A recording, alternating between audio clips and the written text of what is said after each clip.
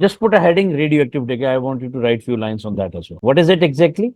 Spontaneous integration, disintegration of nucleus to form some stable nucleus. This is the same definition as this reaction is also called as radioactivity. But there is another name for that, radioactive decay. So resulting in the emission of alpha, beta, and gamma radiation.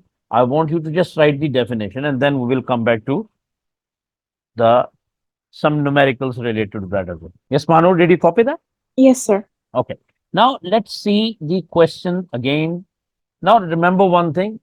Sometime, as I told you previously, you've been asked number of atoms. Sometime you've been asked count rate. Sometime you will ask activity. It all means the same. So if the question is asked, remember, sometimes in your course, the minus sign is also shown here. What is the meant by minus sign? That the value is reducing. Okay. Now, if you see the formula here, it's the same formula what I have told you, but with a different sign conventions. This delta n means amount, or sometime we can ask, like we can say that amount, you can say amount of the decayed element or whatever. This A means the activity of the sample, or you can say amount. This means number of decayed element, and T means the time interval. And that will give you the amount. It's the same formula, no difference at all. So basically, I'll show you the numerical ways, then you will understand it more. So activity of a sample is measured in the becquerels, okay? The activity of one BQ is equal to 1 decay per second. It's the same thing as we will talk about number of atoms or something like this. Here we called it becquerels, okay? Now let's see it. If you see this question, how to use this formula, let's see. They say radium is a radioactive element first discovered by Marie and Pierre Curie. They used the radiation emitter from radium-226 to define a unit called Curie, which defined as the 1 gram of radium. It was found that 1 gram of sample of radium, 2.2 into 10 to the power 12 atoms decayed in 1 minute. Now, what is what? Another sample contained this number of radium. Atoms have an activity 12 Ci. Determine the value of 1 Curie. Now, what exactly they are asking you? 1 Curie and what exactly? And they say determine the decayed constant of the radium. Now, first important thing is number of atoms decayed, delta n is given, which is 2.22 into 10 to the power 12. And time is given, which is 1 minute, and you can convert it into seconds. So how to find out the activity equation? It says that A is equal to number of decayed atoms divided by the total time. So for you, this is a new formula now to find out in terms of activity. So what is the number of decayed atoms? 2.2 into 10 raised to the power 12, and time is 60. So what is the activity here? 3.7 times 10 to the power 10. And what is the unit for that? Decays per second. It means in each second, the decays will be decay per second, this much. So technically speaking, this is not any particular formula or any typical formula. It's just number of atoms decays divided by time. Understood? Or any problem in this? Understood. Very good. Okay, now the next part, which says determine the decay constant. Now, how to find out decay constant? The value is very simple. Now, number of atoms, we already know that. How many are there? And A means the number of element decays. So remember that A divided by N, where A is basically decay per second divided by the total number. This will always be a constant quantity, which is given here as lambda. So basically, when you do that, you got 4.44 into 10 raised to the power 11 divided by 3.2 into 10 raised to the power 22. The value comes as 1.388 into 10 raised to the power minus 11 second inverse. The decay constant for the radium is 1.4 into 10 raised to the power minus 11 second inverse. Now, this value is constant for different materials. For radium, this is the value. Maybe for some other element, the value will be different. For some other element, the value will be totally different. So, for all elements, value will be different. So, what formula we have studied for this today? Activities is equal to number of decay atoms divided by time. And then once you find out, we found out that number of activities equal to constant value multiplied by the number of atoms. Or in other words, lambda will be equal to A divided by N. The unit of lambda we found out is second inverse. If you remember, what do we call second inverse, by the way? In one chapter in IGCSE, we have learned what 1 by second means. Yes, Mano? Frequency? Frequency. So technically speaking, this is the frequency. How frequent the decay goes. So this is the frequency of the decay. How frequent the decay of the radium element is. And this is constant for a specific element.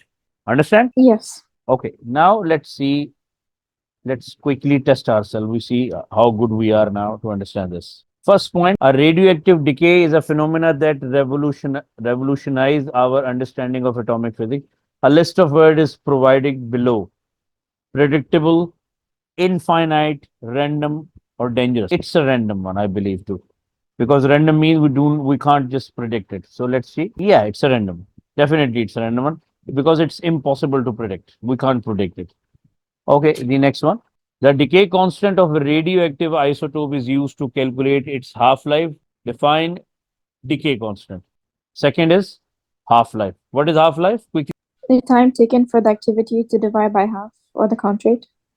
The number of atoms to become half of the quantity or number of Yeah. activity to become half. And how to define decay constant? Decay constant is activity, a total number of particles over the total time taken. Yeah, so number of particles or number of activities decayed or number of decay particles per unit time. So division, I mean, ratio between uh, number of particle decay per second divided by the total number of particles. Is that the one? Yeah, it is the one. See, the probability that an individual nucleus will decay per second divided by per unit of time, decay constant. So probability that an individual nucleus will decay per second divided by per unit time. So they are giving you the probability of this. And the second one is time. Take another one quickly. Now this one is good. A carbon dating is a method used by scientists to estimate the age of organic material. The reliability of a carbon dating depends on the age of the sample being dated. Place a tick in one of the box below to select the range of ages for which an age determined by the carbon dating would be reliable. What do you think? 1,000 to 40,000. Let's see. Oh, good. Great. Remember that one we can find out, but as it becomes older and older, then the reliability on the solution of the carbon dating will be gets lower and lower. Sample X contain 1.25 into 10 to the power 26 radioactive nuclei. The half-life of a sample X is 1500 years. Calculate the number of nuclei remaining after 4500 years. Can you quickly do that? It's a half-life question. What is the formula for this, Manu? The number of particles over 2 to the power of 10. Yeah, so basically number of particles which is given as calculate the number of remaining. So they are asking you the remaining ones which are here. So number of particles, the sample contains. So basically number of particle for the time being is 1.25 into 10 raised to the power 26 divided by 2 raised to the power n, right? And Yeah. basically half-life is already given to you, which is 1500. So how many half-lives you will have it? 4500 divided by 1500. So what is it? 3. 3. So you can place 3 here. So how much is the answer? 1.5 times 10 to the power of 25. Very simple. Let's check it out. Yeah, it's 1.56 10 to the power 25. Right? Okay, next. Now I want you to try this. A protactinium has a half-life of 70 seconds. A sample of containing 0.5 moles of whatever it is prepared and monitored over a period of a time. Determine the percentage of protactinium remaining after 210 seconds. Now they are giving you answer, I mean value in moles, so you're getting value in moles. 0.063. But they are asking you a percentage. So what is it?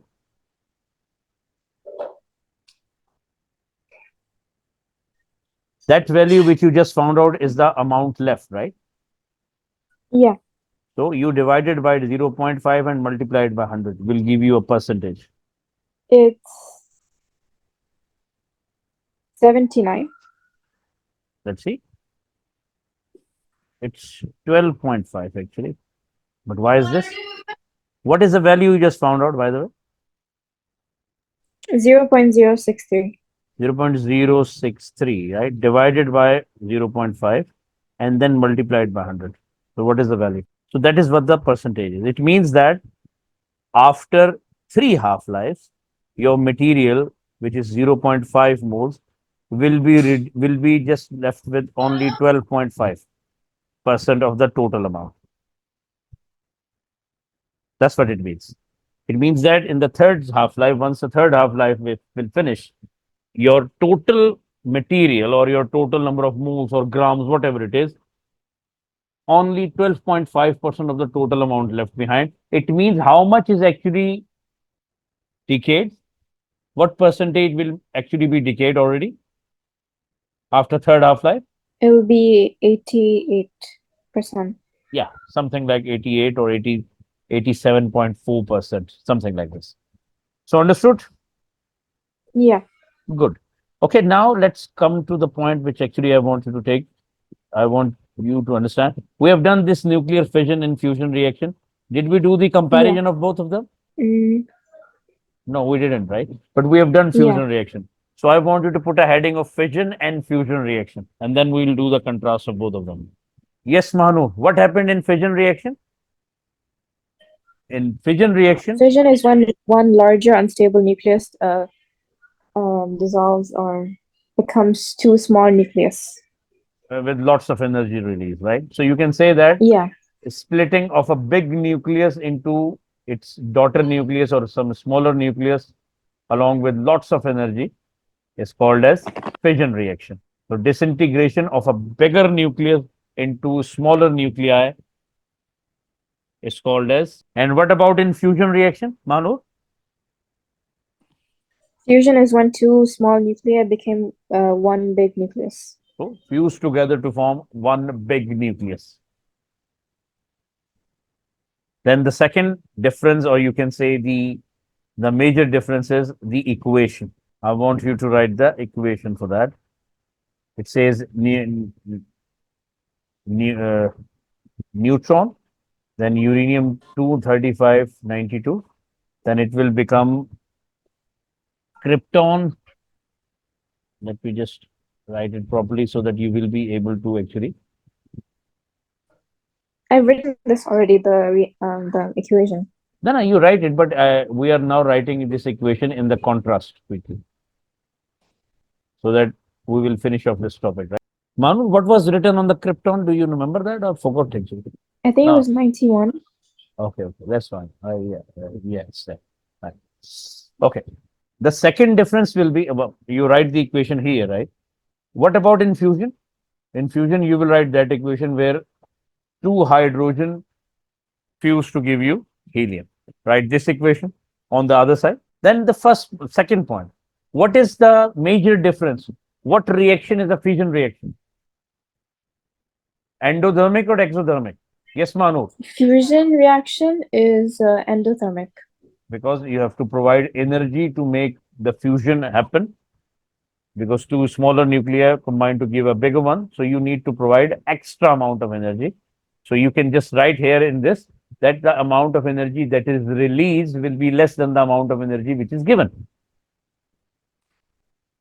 On the other side, fission reaction, you can say that it's an exothermic reaction because the energy provided will be less than the energy released.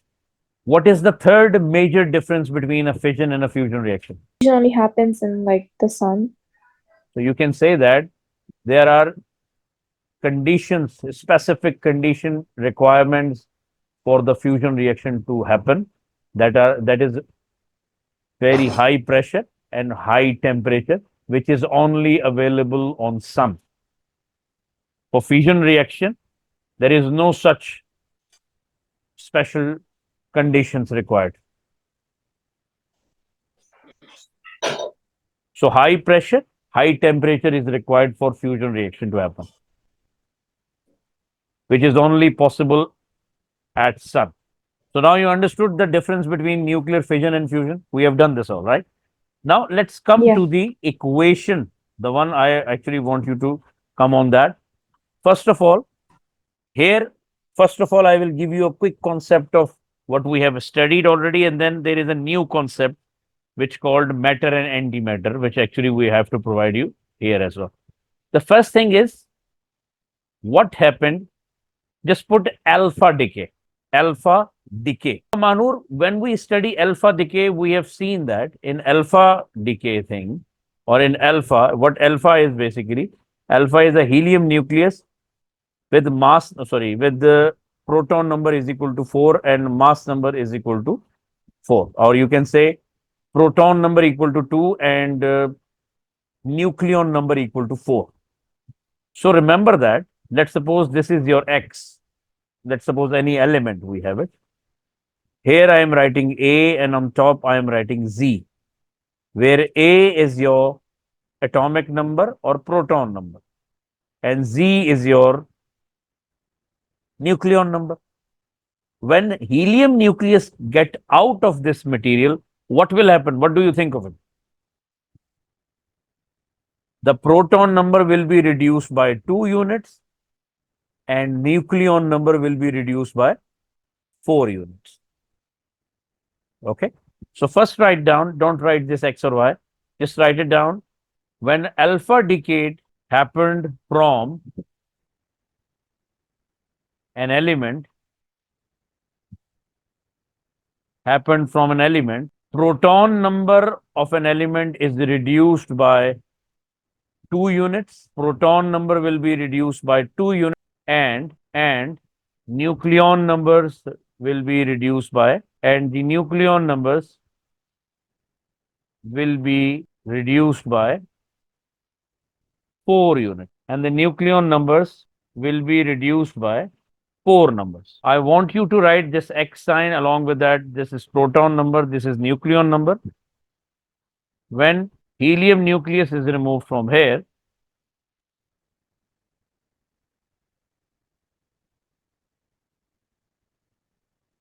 so technically speaking, your X, Z is removed by 2 and A will be removed by 4. I want you to write this equation. So Manur, any problem in this? No, sir. Okay. Did you write it? Yes. Okay. Now let's see some examples for this. There are some examples which are actually being done for you here. Now check this out. Both in the numeric form, I mean, both in the uh, symbolic form and in the English form. Uranium 235, when there is alpha decay, it's changing into thurium, a new element. That is the equation of it. Uranium 92 235, when alpha is decayed from here, it converts into thurium. Now check this out. 92 is converted to 90 and 235 is converted into 231. Now you don't need to memorize the element name, but what you need to memorize is these things, the rule that once the alpha particles are removed, the mass number is reduced by 4 units and atomic number is reduced by 2 units. I want you to write these equations. So, Manur, what exactly is changed while the there is a change in mass, atomic number and the mass number? If I'm asking you in form of number of neutrons, number of protons, or number of electrons. The neutrons stay the same, but the protons decrease by 2. Okay. So if protons are decreased by 2, what about the number of neutron as well? They would also decrease by 2. Yeah. So And basically, yeah. So yeah, number of neutrons are also reduced, but number of proton will remain the same. I mean, number of proton are reduced by 2 and number of neutrons are reduced by 2 as well. That is the reason, because here it's only reduced by 2. Here, the number of neutrons are also reduced by 2. So if I ask you the difference between uranium and thorium in this particular equation, you will say that, can you tell me what is the total number of proton, number of neutron in uranium 92 to 35 quickly? 143. 143. That is number of neutron. And what about in thorium now? That's 141. So what is the difference? 2 neutrons. 2 neutrons. So it means that 2 neutrons less than the uranium it has. Proton is just 2. Okay. So understood? So does that mean that electron number will also decrease? But electron is just, you can say why electrons are reduced, because they become a charged particle now. Yeah, if you ask, for example, me, then definitely there are 2 electrons also reduced. So if 2 electrons are reduced means the charge become positive. So 2 extra, you can say 2 electrons if removed. So what is the total electrons you have it? 90? It's 90. Yeah. Yeah. But they normally don't ask electrons because electrons is nothing to do with the mass. You know, when you're talking about the mass thing, you will never find electrons anywhere. It's only related to the charge because electron is sort of a massless entity. You never ever heard. That's the reason we called it a proton number. You never called it atomic number anymore in this. If you read this all, you will find out that they are talking about the total mass, before and after. It will not, they will not ask you, they will not even care what electron is. But as far as charge is concerned, yes, there is a change in charge. Okay, now there are further equations in here. And I want you to write this equation as well. Radium 22388 will convert it into radon 86219 along with the helium. And the second one is, yeah, here another example, americium is converted into neptunium with along with the alpha decay. This. Now, if you check this out here, the mass on the left hand side is 243. They didn't talk about this proton anyway. They are talking about the mass. But on the other side, it's 239 plus 4 will give you the mass on the right hand side. So remember that the mass and the proton number, they should be balanced on both the sides. So 95 on the left hand side, on the right hand side, 93 plus 2, which gives you the atomic number, or you can say proton number. Also write this one as well, please. Conservation of charge. Manur, any question related to this? No, sir. Okay, remember one more thing. Along with the alpha particle, sometimes we do have a gamma photon emission as well, but it doesn't make any effect because gamma radiation is massless as well as chargeless. So it doesn't change anything in the material properties, or you can say it doesn't change its proton number or either its mass number. Okay. Yes, sir, I'm done. Okay. Now I'm not giving any questions or any equations related to gamma particle. Can you tell me why I'm saying this? Gamma is just energy. Actually, a gamma particle doesn't do anything, any contribution in changing of atomic number or mass number, anything. They are just, or always remember, whenever there will be a gamma particle, it will be along with either a alpha particle decay or beta particle decay. Okay, they are not going Yes. out alone because it doesn't affect anything, either proton number or a mass number in this. Okay, now the major things comes in. That is the beta decay, which actually I I wanted to talk about. Now, what is beta decay? That's where the point started. Applications, half-life, we have done this. Okay. Nuclear stability graph, decay equations. That's where actually I wanted to come on. Now remember that when you're talking about decays, then the major thing now comes up here is a beta decay, which actually I wanted to talk about. Now remember that beta decays, or you can say when electron is removed in form of beta, there are two type of decays. One decay is called as beta minus, and the other decay is called as beta plus. So first of all, I want you to put a heading beta decay. Now check this out. If you write it down, just put the pen down and listen to me very carefully at this one. Now, if you check this out, if it's a beta negative, what does it mean? Your proton number will be actually increased by 1. Banur, if your atomic number or proton number is increased by 1, what does it mean? What is actually increasing? The protons, Protons are increasing. But question is where this proton is coming from. Does it come from somewhere? the neutron, Yes. What actually happening? Remember then when there is a beta negative decay, one of the neutron is converted into a proton. So technically speaking, the A value remains the same because A value is a sum of protons as well as neutrons. So as far as sum of neutron and protons are concerned, they will be same. But if I ask you what is the number of neutron now, then number of neutron will be reduced while there is a beta negative emission because neutron is converted into protons. That's the first point. Now you see a very unique sort of sign. Now what is this? That's what the point is. Now at this point, we have a concept of matter antimatter. Okay. The concept is matter and antimatter. One of the neutron in the nucleus changing into proton and a beta negative, an electron, and anti-neutron is released. Now, this is very important thing.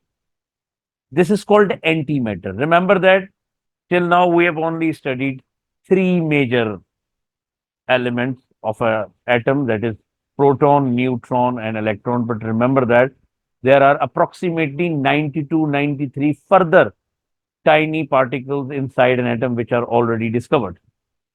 So this is one of them. And this is called now remember that what we believe, scientists believe that every single thing, whatever in this universe will always existed in the pairs.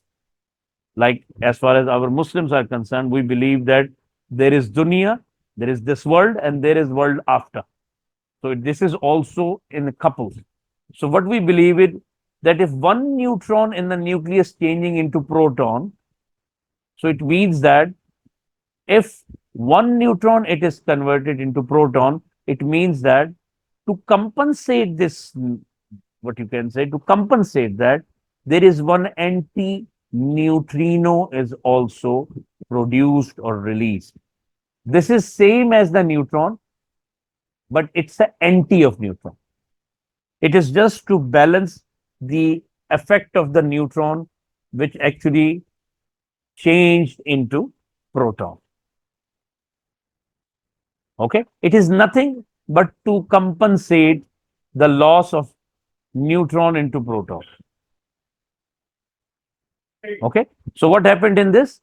One of the neutron nucleus changing into proton, and when the beta negative particle released, anti-neutrino is also released with this. And this is a sign of anti-neutrino, which is actually an anti-particle of a neutron. So you will find out that in every single case, there is an anti-particle of this. You will find out further when you go further that if there is a proton, there is an anti-proton as well. If there is a neutron, there is an anti-neutrino as well. So there you will reach to a point where you will find out that to the anti of the neutron, you will have an anti-neutrino, which have no mass, nothing. It will not affect anything. Till IGCSE, we didn't teach this one. But at this level, remember that one neutron converted into proton. So to compensate the effect on the right hand side, there is an anti-neutrino which will be released as well. Manur, any question in this? No, sir. So what exactly happened if I ask you, as far as number of proton is concerned, so number of proton is increased by 1 and number of neutron will be reduced by 1. Okay. I want you to quickly write that and write this equation. This is one of the major equation and put a small heading beta negative emission because there will be a beta positive emission also. Right at this is called anti-neutrino. Yes, Manu, did you complete that? Yes. Okay. So now this is your beta negative emission, right? Now there is an emission called beta plus emission. Now what is happening in beta plus emission? In the previous one, what happened? Neutron is converted into what? Proton. In that case, your proton will be converted into neutrons. Previously, when neutron converted into proton, you will have an anti-neutron particle that is anti-neutrino. In this case, because proton is converted into neutron, so instead of anti-neutrino, you will have a neutrino component. Or in other words, now check this out. One thing which we missed in the top one, electron is also in beta emission, an electron, an anti-neutrino is actually released. So did you write this electron thing as well? Yes. In that case, electron and anti-neutron released in beta plus because proton is converted into neutron. So anti-proton is what? Positron. And previously it was anti-neutron. Here it's just neutrino. They were released. And both are like electrons never show here because the reason I have already told you, they are massless entities. But these ones we have to show it to show the compensation of the particles which are converted. In this case, it's positive charge which is converted. It's positive charge proton which converted into neutrons. We will continue this one in the next class. Okay, but till now, did you understand or any question? No question, sir. I understand. Okay, so tomorrow, I think tomorrow we have a class. Oh, no, I don't think so. On Monday now we have. Yeah. So from Monday Yeah. we have as usual our classes. Our schedule will be the old one. Okay, Yeah. the previous one. So hope to see you on Monday then. See you same time, inshallah. Bye. Yes, sir. Bye. What is it?